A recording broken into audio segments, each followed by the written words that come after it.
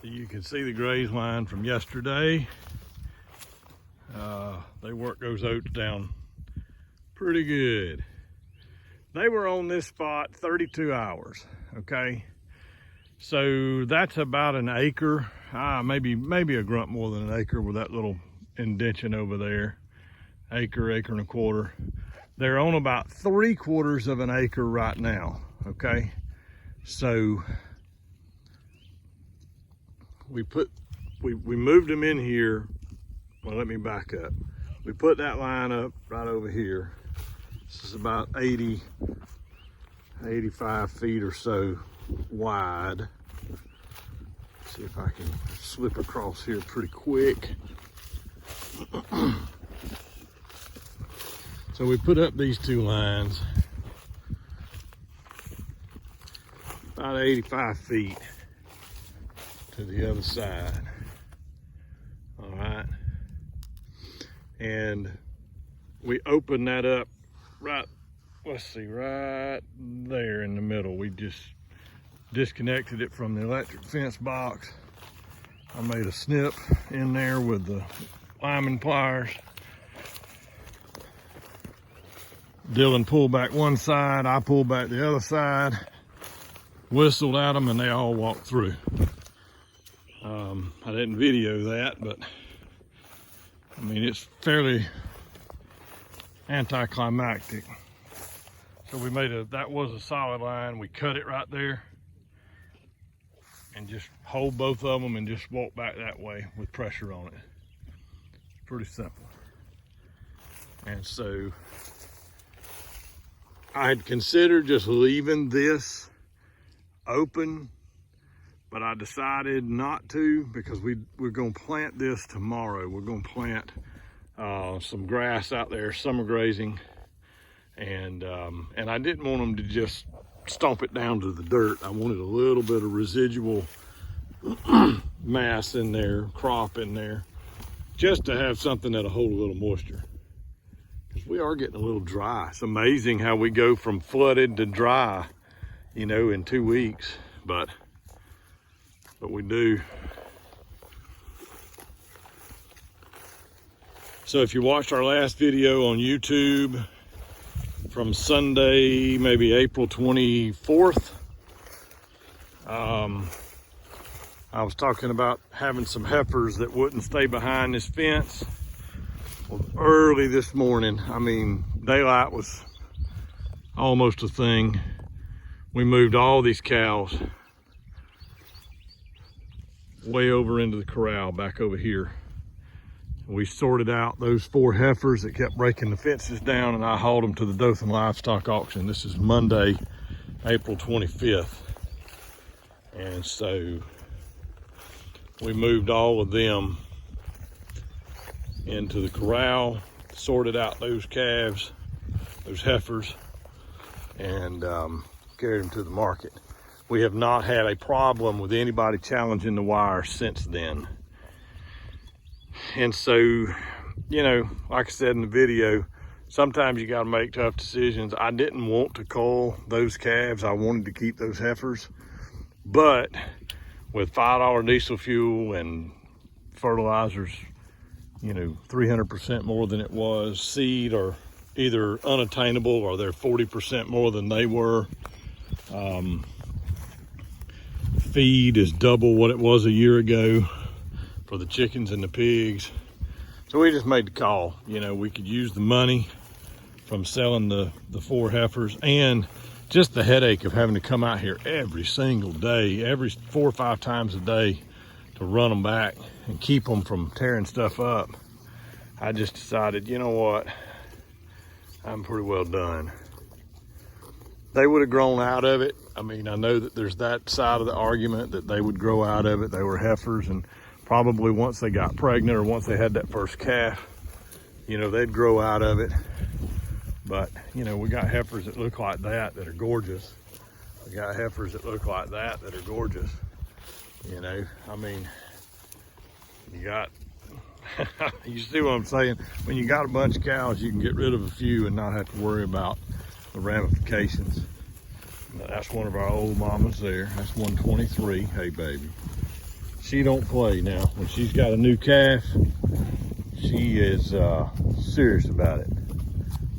She's nursing a little bull calf out here, and we're gonna wean them next month. He's about 6 months old, right at 6 months, and he's really drawing her down because she's also pregnant, I believe, right now. And so everybody's peeing. Great day. Anyway, they'll be here till probably mid-morning tomorrow, and then I'll move them over one more space, and then over one more space. They'll get 3 more days out of this, maybe 4 days out of this, and then we will move them to an entirely different pasture, and that will be on the way far other side of the farm, all the way over on the other side of those little oak trees. They'll be all the way over there. And the way we do that is we'll send them through the corral. Now it'll be open, all the gates will be open. You know, there won't be anything there. And so we'll just walk them through it real slow, try to take our time, talk them through. And we do that. Anytime we're on the west side of the farm, we come to the east side of the farm, we take them through that corral system. And the reason we do that is when we do have to pull them in and ear tag and do our pink eye and black leg vaccinations, you know, if there's one that has a problem, that corral is not a big scary place, okay? We just walk through it. They'll walk right up into it. You know, we close the gate behind them when we need to, or close the gate in front of them when we need to. But if they go in and out of that corral, you know, 5 or 6 times, and on that 7th time you close the gate in front of them, they don't freak out. They don't act like, oh my gosh, it's the end of the world. And so it's just part of our management strategy, and part of our cattle handling strategy, where we just, you know, we're not trying to raise spooky cows is what I'm trying to say. But all right, that 123, that big mama that I showed you that was kind of skinny, her calf is that one right there looking at us with the milk on his nose. And you can see he is really big. He's standing down in that ditch. Can you get out of that? Huh? Can you get out of that, buddy? Oh yeah. We trenched in a water line right here.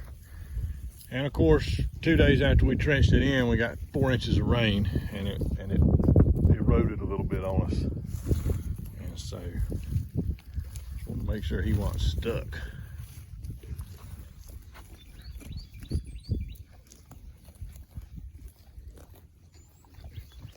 A lot of pretty calves.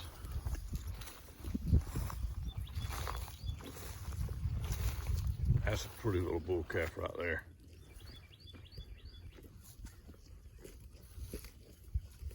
He's one of the ones we'll wean in a month or so. And all of these were this year's calves. That one right there, that one there. That was the earliest one this year. Those 3 in the background. And so that one there is not. That's a heifer from last year. She's really pretty.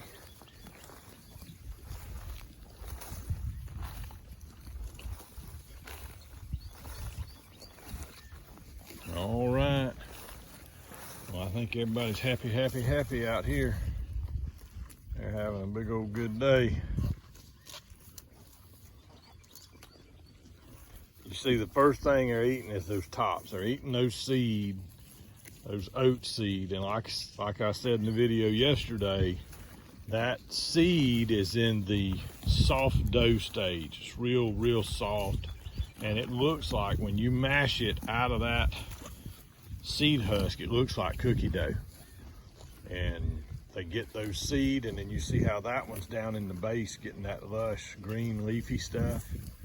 So super good stuff. While we're on the subject of moving cows and keeping them from going back where they came and keeping them from going where we don't want them, You see how these cows are just walking over all these oats? They're walking to their next mouthful. Well, I mean, that cow right there weighs 1,300 pounds. And so she's trampling a bunch of food, you know, unbeknownst to her, because there's plenty of food out here. But that's one of the reasons you don't want to just give them a big, broad, huge area, because they'll trample more down and they'll wreak more havoc on the actual forage than they do benefit from the forage.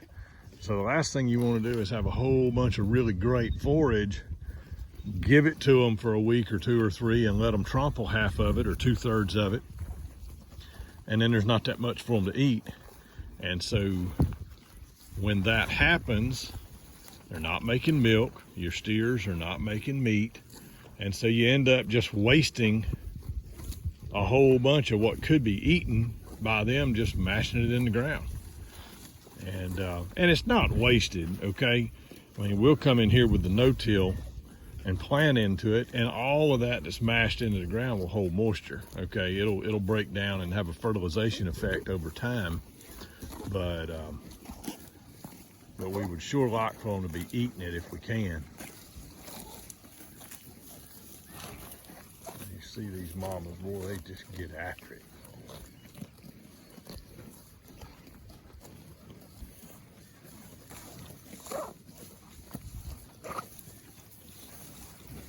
You know that old tongue is strong. It's all day long. That's all it does is tear off grass like that. That's pretty tough.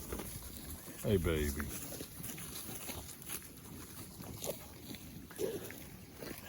Now, yesterday, Ears and me had a little falling out. She kept jumping over the line. And I had to make her go back. And now listen, making her go back, I mean, literally, I walked over there and told her to go back. I mean, it was that kind of deal.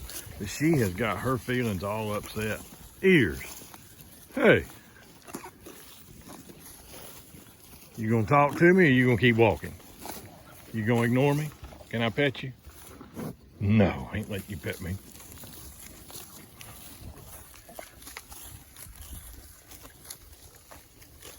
In a lot of ways, cows are like dogs. They have personality, and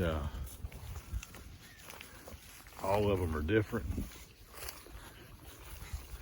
And once you've been around them a little bit, you got to figure out who's who.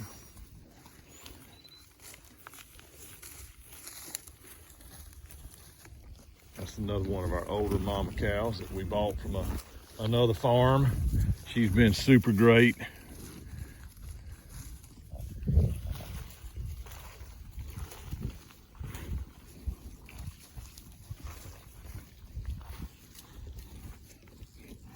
All right. We're gonna let them do their thing. Let them enjoy this grazing before it's over with.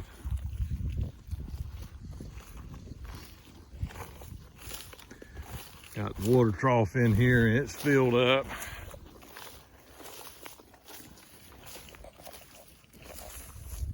Good, clean, clear water. And then we got the mineral right over here and it's about half full.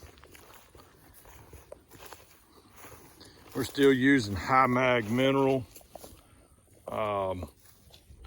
We'll transition away from high mag mineral once they start grazing Bahia grass. And once they start on Bahia grass, we'll transition back to just a regular cattle mineral.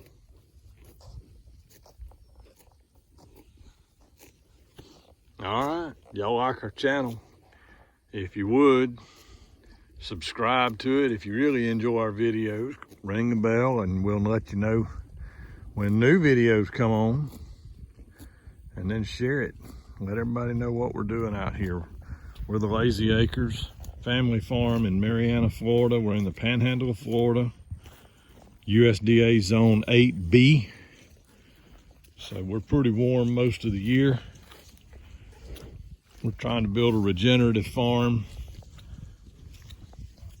where we can raise a little beef, pork, and poultry and sell it direct to consumer. We've got a farm store, we've got a website, called thelazyacres.com.